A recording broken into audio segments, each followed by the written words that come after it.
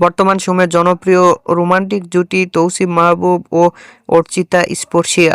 দিন দিন বাংলা নাটকের জনপ্রিয়তা বেড়েই চলেছে। সেই ধারাবাহিকতায় আবারও নতুন নাটক নিয়ে হাজির হয়েছেন জনপ্রিয় এই জুটি। নাটকটির নাম মাই ব্যাড বয়। এই নাটকটিতে অভিনয় করেছেন বর্তমান সময়ের আলোচিত অভিনেতা তৌসিফ মাহবুব ও আলোচিত অভিনেত্রী অর্চিতা স্পর্শিয়া। এই নাটকটি রচনা ও পরিচালনা করেন হাসিব হোসেন রাকি।